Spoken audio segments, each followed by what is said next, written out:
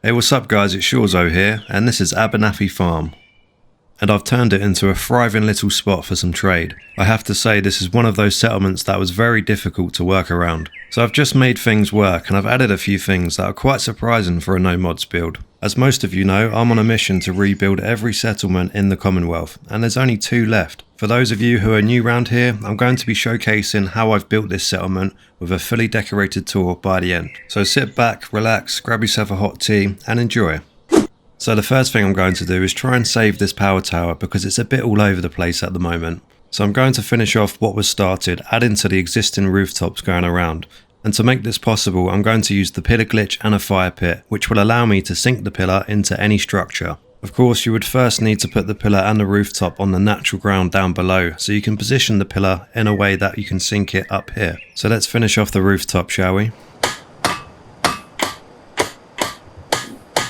And that's much better, isn't it? I've also smoothed out the rest of it, so there's no tripping up on anything. And now I want to extend the porch going around, because that looks half done as well.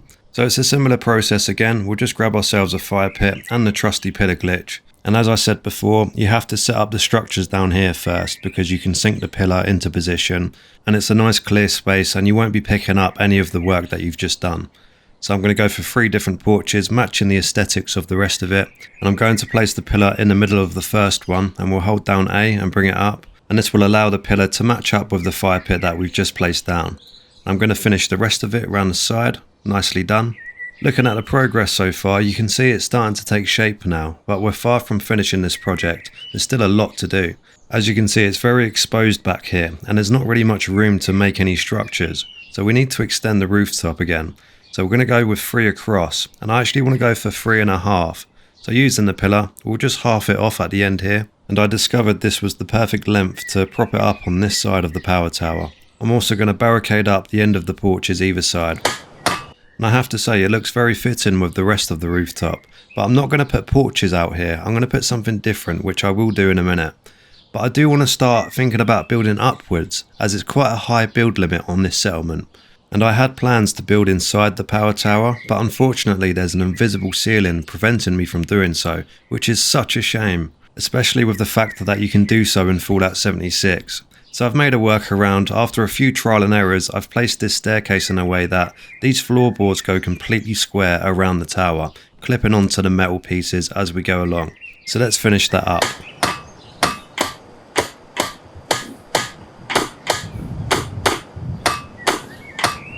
And there we have it. We have a little walkabout going around the power tower for security. I would have loved to go a lot higher, but there's an invisible ceiling above that as well, which is a bit of a shame. We need to start thinking about a rooftop solution because people are going to get wet underneath here. So even though I said you cannot go inside the power tower, you can actually build in it. So again, I've placed these staircases in a way where these floor pieces are completely square within the power tower. And this will have to involve using a few big pieces and small pieces because of the awkward size. But you can make things work. I've decided to make a cool little pattern out of it. And as I finish up on the last bit of flooring, we can now delete the staircases going underneath. And as you can see, it's very much supported with those metal bars there, making it look realistic. Of course, we can see the cool pattern in the middle there, gives it a bit of character. But I actually want to build something inside, and I want to use this Voltec reactor as it's quite fitting with the power tower. So we can place that directly inside, and as you can see, it leaves a gap underneath. But if you pinch it from this position, you can actually flatten it down onto the platform. Of course, it will take a few attempts to make sure it's completely square within the tower, but it's quite easily done. And after I'm happy with the placement, I'll just check the progress. I'm actually quite impressed how well this fits in here, and it goes very nicely with the rest of the settlement. So let's move back down to that rooftop fix that we did earlier, and I want to do something a little bit different. I'm actually going to go with these defensive barriers, and using the pillar, I've kept it all nice and tight together, keeping it at the same level. And we're now going to pick up the whole thing. And as we make our way back up to the power tower, it's the exact same method again, using the fire pit, and it sits on there nicely. And to finish up, I'm going to put a couple of floor pieces where the pillars come down from the walkabout that we did earlier, because these are perfect little spots for some turrets, as it defends well on the back area of this settlement. It's starting to look a lot more established now, but there is still a bit of an eyesore for me. I don't like the fact that it's just purely broken bits of wood round the bottom there, so I want to mix up a few materials. And that's much better. It looks a lot more structurally sound with a bit of colour here and there as well. Definitely makes a major difference in my opinion, and I feel like you can see the details a lot more clearer compared to just the dark wood.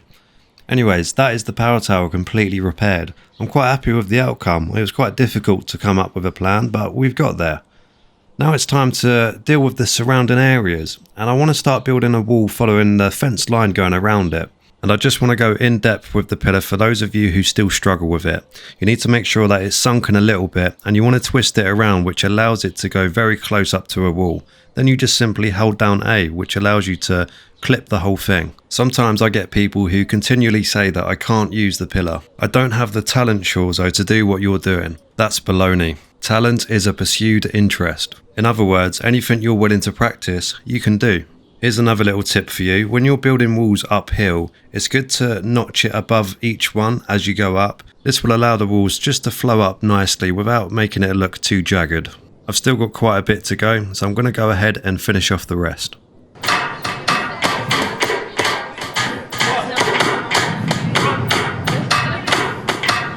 And look how uniform that looks. The metal walls are a lot more visible because of the power tower being very scrappy looking, and that was the intention I was going for. I'm also going to put a few extras in. I made this shelter using these rooftops to add a bit of colour, and this is where we'd store tools and so on. I've made a porch, and I've also added a box car for an idea that you will see in the tour. I've also completely amplified the farm, adding fresh soil, new crops and a fencing going around. And I'll quickly show you how I've added new soil. I've used these garden plots and you can't actually clip them together, so I've used the trusty pillar which allows me to do so, and with each garden plot I've turned them around just to keep the texture different. And I've gone 5x4 overall, which is the perfect size for the little farm patch. The next stage is the fun bit. We're going to pick up the whole thing and just place it in position. But it is important how you place it, which will involve a few trial and errors. You want it to be completely 90 degrees with the walls that were built, and you just want to sink it above ground. With the porch I made, it was a very simple task. It's just 3 concrete floors with rubber mats over them, just to give it a nice dark look on top. And the pillar on the left side allowed me to place it on there. As you can see, I've made the effort to put a lot more colour in this settlement as it's quite dull looking and dark, and I feel like what I've done has done it justice. Now I'm going to move on to the back side of the settlement where this old little farm patch is, and I have some really cool ideas, so let's get rid of the fencing for now.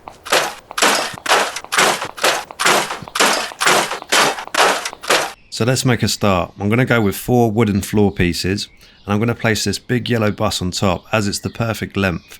But now I have the important job of lining it all up correctly. You want it bang in the middle as much as you can, leaving a gap on the back side. As well as that, you need an equal gap on the front side as well. And we'll quickly adjust it and double check, and yes, I'm pretty happy with that. This just allows me to put some walls up against this bus, which it does very generously. So far we have a really cool looking armoured bus for security. I'm just going to spin it around and drag it into position. This will take a few attempts to line it up with the rest of the settlement. As you can see, with a little bit of effort, it lines up well with the rest of the settlement. And this is a great little box for some security. You can shoot out the windows, you can add turrets on top. But what I'm going to do next is going to take it to the next level. And look how good that looks. We've managed to save the farm and added more space for security, which I think is very important because the back of the power tower I think is still very much exposed. And yeah, just to go into a bit more detail, I've lined up a load of defensive guards. This was possible using the rug glitch. You just place it directly on top of the rug and it sinks into absolutely anything. So for this I did it all the way across from left to right and it looks fantastic. I'm quite pleased with this expansion because it gives opportunities for more outdoor activities. In reality, I could just call it a day there because I'm quite happy with how it all looks. But there is actually a lot more space to build at, as you can see here, and I really do want to push this settlement to its limit. So I've come up with an idea and I'm going to go with a 7x7 concrete floor, and I want to cross it off with some rubber mats, and I also think it needs some barriers and some lights.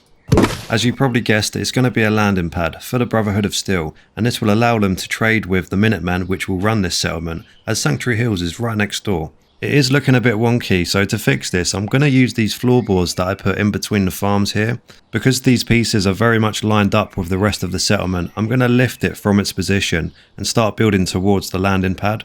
As you can see, you just want it to meet so it just goes over the first section of the pad. That's exactly where you want it. And this will indicate where exactly it's positioned. The rubber mats help with this massively. You can see that it needs to be twisted round to the left a bit more. So we'll grab ourselves the trusty pillar, and again, this will involve adjusting it, checking it, adjusting it and checking it. It will take a few tries, but eventually it will be perfect. Looking at the progress so far, as you can see, it's right bang in the middle of those rubber mats, and that's exactly what you want. And this will just show you that it's completely in line with the rest of the settlement. Now I'm going to use the pillar to sink it to the level of the natural ground, which I feel like is quite fitting for this build. I've scrapped all those wood pieces so we can put this in its original spot. Obviously the landing pad's going to be overhanging around the backside. To fix this, I'm just going to prop it up using metal walls to match the aesthetics. So far so good, but I feel like it's lacking in some areas. It definitely needs some kind of structure around it. So this is what I'm going to do. And what a major difference that makes. Just a bit of shelter here and there, and it makes it look very much operational. I do like the fact that the grass is kind of overgrowing onto it. I did that on purpose because I want to make it look a bit rustic and run down. And it matches well with the power tower. It doesn't look too clean. Now of course there is a bit of a space in between the two, and I can definitely do some bits and pieces there, but I'm going to leave that as a surprise for the tour. And that concludes the building part of this video. I'm very much pleased with how it's all turned out. I'm now going to completely transform the place with furniture and decorations, so I'll see you guys in the tour.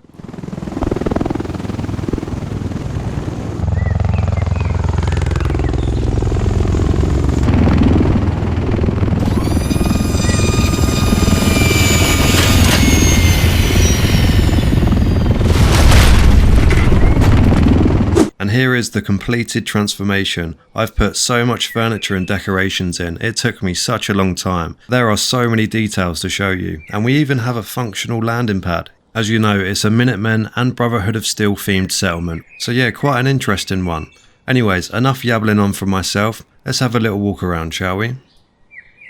Hey, what's up guys, welcome back to another settlement.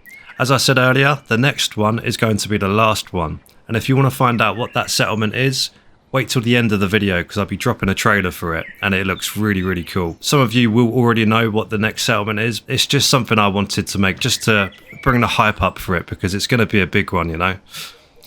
So yeah, this is Abernathy Farm. Of course we've got the landing pad behind me. It's pretty cool because this vertibird will take off any second now.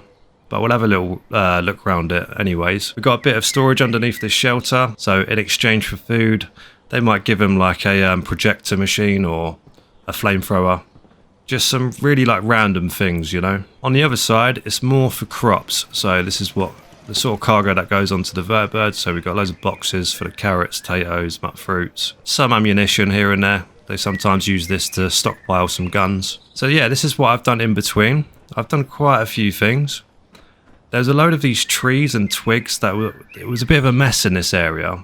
But instead of scrapping it all, I kind of adapted to it. So I've used this big log as like a little shop stand. I've put some cover here, attaching to the tree. Oh, hang on, it's taken off. Look how cool that looks. And I don't know if I mentioned, you can, to bring him in, you just throw a vertibird grenade right in the middle and it lands perfectly. And because the floors are 7x7, that is the perfect size for it to work for him to land. And that's the best you can do with no mods really, from what I've found anyway. So as I was saying with this little area, I've put some cover up where the dead tree is. And there's bushes everywhere, so I kind of, even if I did delete all the trees, it's still a bit of a mess. So I've made it work. There is a bit of a gap in between that gives like a little workstation area. And I've basically turned it into like a little fuel stop for the vertibirds. Classic fire pit in the middle, as well as a little plant pot. I felt like it needed something here, and I didn't really want to put a massive structure. This is a cool little one. I've put a box car with some curved walls against it, along with some supports that I've installed as well. And this is where mostly all the crops go, ready for delivery. This is like the main hub for it. Of course, as I said, they use it for ammunition and guns that they're transporting as well. So a bit of a mix here, but it is more so for the crops. As you can see, we've got shelves full of it. And it's quite a mixture with what this farm does. It does a bit of everything. And to the right is just a little cooking station if they want to kind of make up some soup on the go, because you might as well. On this corner over here, we've got to have a barbecue area because there was already a fire pit, but it was dead, so I kind of sunk my own one in, so it's working. Found these bloat flies kind of hanging about. We killed them. Really good little decoration, makes it look like we're chopping them up. And yeah, nothing too fancy, just a little shelter just to do some outdoor cooking. So let's have a look at the crown jewel. And yes, it's looking quite completed now. I'm really pleased with it. Yes, it looks a bit of a mess still. It's a bit wonky in places, but that's Fallout, you know. It's got to have a bit of charm. I don't think if the option was to delete all the dead branches on it, I don't think I would, because it does add something to it. But these yellow lights that I've added all the way around, it makes it pop so much during the night. And it gives it a certain something, because I feel like this structure originally didn't really have much to it. It was all wood and you couldn't really see much detail, and it looked really bland and boring. So I've made some effort putting a bit of colour on it just to, make it stand out a bit more. And I don't know if you've noticed, there's a little spark coming off of that cable. You can actually do that with no mods. There's like a little glitch, and I've connected it to the reactor in the middle up there. And yeah, I might as well show you how exactly I've done all that. So I'm just going to quickly show you how to get the conduit up there. I'm going to place it inside this existing building so I can grab it with the pillar, and then we'll bring it outside, put it in about this position with the pillar at this height. Then we can pick it up, and I've already got a staircase leading up to the wire. So the distance between the pillar and the conduit is the perfect height for it to sit in the cable, as you can see here. And once that's in place, we can just connect it up to this conduit that I've put onto the power tower. And I want to connect it to the power, so we'll just pinch a wire through here. But unfortunately, we can't put wires through it because there's an invisible wall. But there is a workaround. We'll just put two rugs together and we'll just stick it in there a little bit. And then we'll come back round and try and pinch that cable through this little gap here. And this should allow me to connect it up as it's inside the box. And we can simply just turn around the rug, and there we go, it's right through there. And I think a good spot for this is right below the conduit that we did earlier. And we can connect that up, and we've now got power. Now I'm going to show you how to do the spark glitch. So we'll get ourselves a generator and a conduit, and then I'll connect it to the one on the floor and the one on the cable. And then we want to connect another one, but not connecting it to anything. We'll just leave it where we want the spark. And then we come out of workshop mode, come back into workshop mode, and press Y on the cable going to the floor conduit. Then come out of workshop mode again, then come back in and delete the generator and conduit. And there we have it, we have a spark. It's a pretty good idea to add a bit of atmosphere into the build, and it looks like we're drawing power from the original cables. And that's what I was really going for, to be honest. So I've reinforced the fences next to the farmland. I didn't want to just put picketed fences. It needed to look a bit more reinforced because, yeah, you don't know what's going to come through the front entrance as they don't have a proper gate. Hi, how are you? And this little walkway makes a massive difference. Otherwise, it looks a bit too empty, and it does look like crops should be there. Well, they were there, so I've turned it into like a little central pathway looking at the build. Yeah, we might as well have a look on this side. As I said, it's just a mixture: potatoes, mutt fruit, corn. I always love sinking my own kind of plants in there just to make it feel a bit fuller. And I've turned this boxcar into a Brahim pen because, yes, originally behind me this was that. So I thought I didn't really want to kill it off and just get rid of it, so I've made its own little home. I know the Brotherhood of Steel don't like mutants, but because this is technically a Minutemen run settlement, they're gonna have to put up with it, aren't they? We've made a stand on that. If they try and murder our Brahim, it would probably fall out. There'd be a war. I'm not gonna lie. Yeah, it's quite a cozy little spot. There's already kind of grass growing through the floor, so it kind of done the job for me, kind of filling up the bathtub in a way. There's another bathtub in this little gap here, so it's a bit of a indoor-outdoor area. Oh, and through here is, yeah, just some additional food for it.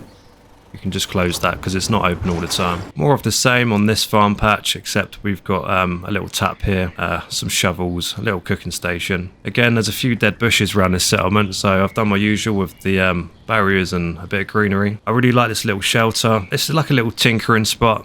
Maybe fix up some weapons. We've got a little bug cage because I thought that was a nice little addition, because there are a lot of bugs around here that do annoy the place. I put more of these walkways on these kind of grooves in the ground. I've used the pillar to sink this armor workbench on top of these drawers. A couple of chairs. This is pretty much original to what it was before. A couple of barrels. I've just changed the chairs up. A few more decorations. Back here, it's probably one of my favourites of this build. I just love how I've hugged the picketed fences around it, and then you've just got this massive defensive wall. As you'd guess, security lives in these little pods. We've got a little security desk here. It's nothing fancy, just a little grubby mattress with some guns and ammo. It's not the Ritz. It does what it says. Little table for a few drinks, guns, ammunition, and a good amount of chairs just to chill out in the sun. Just keep an eye on things. It's not so bad on the right side because Sanctuary Hills is just there, as you can see, so it's more so on the left side. We might as well have a look inside this bus if this geezer moves. Probably not, but you can just about see there's a bed in the left there and a little seating area. And I've put the turret on top of the table, and they do actually shoot through the windows, so they are functional. This guy doesn't want me to look inside, so he won't bother. I think I've shown you what is in there enough anyway. I put a couple of rooftops going over here. I felt like it needed a bit of something extended onto the main building. Just a bit of shelter for some baskets where you put the crops and, I don't know, maybe a lunchbox here and there. Around to the right in this corner, I've turned it into a power armor workshop because naturally the Brotherhood of Steel are going to lend a few power armors here and there to us because we are on good terms on my playthrough. I've always liked the Brotherhood of Steel, I just like their style. So let's have a look at the main building itself. Out the front here, it's pretty much how it was originally. I've added quite a few things. This defensive guard, a couple of chairs. I always like keeping the pallets and the barrels and the boxes. Let's have a look inside. I'm going to give you some before shots so you can really see the difference and the work that I've put in here. And yeah, this is what I've done. I've put some weapon racks and filled in the voids of all these kind of wooden frames. Everything's solid. There's no like bits of wood sticking out. It makes it feel like it's its own kind of space instead, because before you could see through the holes into other rooms, and yeah, it does make a massive difference. I've kept a few bits and pieces, just like this shelf here. It was partially already decorated, so I kind of finished the job, as well as this one. I didn't like the original table, so I've put my own one on top, but I've kept the cardboard boxes underneath. That's a nice little extra. And as you can see, I've done quite a bit of work filling in any kind of gap. So this little area was a massive void because it's one of those kind of shack floors with the long legs. I've turned this into like a little alcohol bar, you know? This way you can grab yourself like a bottle of whiskey or something. I felt like it would go well with the sofa here. And to the right, in this little space, I think this used to be the toilet. I've turned it into a little mini kitchen, and it fits in really, really well. You might as well, because there would have been plumbing in here. I mean, I didn't see any plumbing for the toilet, so I've kind of added my own. I've just put some pipes here and there just to make it look a bit more realistic. Round to the right, this is where it gets really cool. As I said, there was a big void inside this little structure, and I've managed to make something inside of it. So I've made this little platform, and I've turned this into the toilet, and you can go inside. I've filled this little gap with rubber mats to put a sink in. It's always important to have a toilet, and I've made it work. I've even put some boxes up here. Behind here, it's a little bit untidy, and you've got a bit of rubble that you can't do much with, but I've just put a load of beds back here for the workers. I've made my own bunk bed using some of those wooden pillars. I've kept this little lamp. It doesn't work, it's just a nice addition. It's what you'd expect for a place where you would live and work, you know? So yeah, the table is the main spot where they eat all the grub. I've kept the broken fridge. I've just turned it into like a little chem shelf because you can't really use it for food, unfortunately. We've got a little drink dispensing machine, make some coffees, get some juices. In here is another bedroom for some workers. You can't scrap these mattresses, but so I didn't really have a choice really. But it's a similar kind of setup to the other corner that we just saw. I've put loads of these yellow lights on the inside. I didn't actually mention that. They do make a massive difference to the place. If we look upwards, I've put a few bits and pieces on the ceilings, and yeah, it just makes it feel a bit more cozy, a bit more homely. To the right is just a little tinkering spot. Couple of barrels, and I've put a door onto this gap so they can lock it at night. I think this is where the leaders would stay. So yeah, might as well have a look upstairs. I've kept all this lot. It's just a couple of barrels, couple of boxes, added a few things here and there.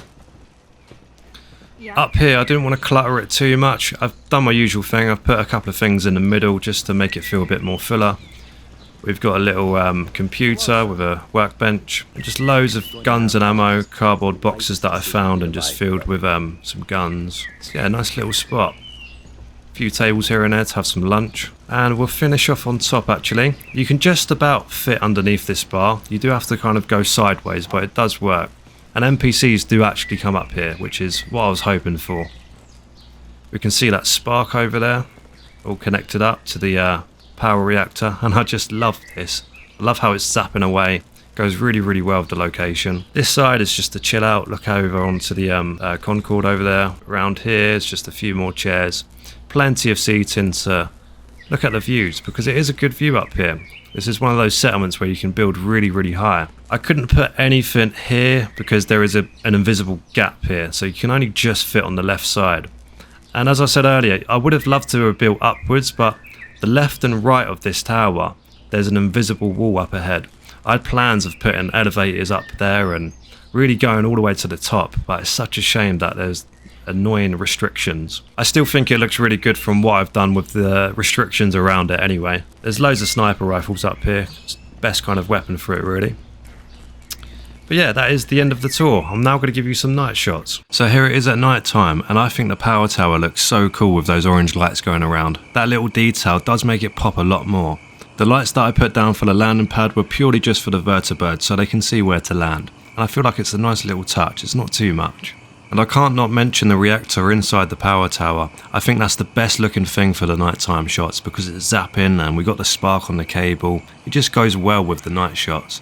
The only things I lit up back here were the flags and the farm, just to let people know who we are, and we're protecting the farmland as well so we can see what's going on during the night. So let's have a look inside the main building, and it's a good mixture of the existing lights and more of those orange lights that I've put in, and I have to say it does give it a warm tone in here. And that concludes the video. Thank you very much for watching this one, and I really do appreciate you guys joining me on this journey to rebuild the Commonwealth. There's only one more left. It took us 2 years to get here, and I've saved the best till last. Cheers.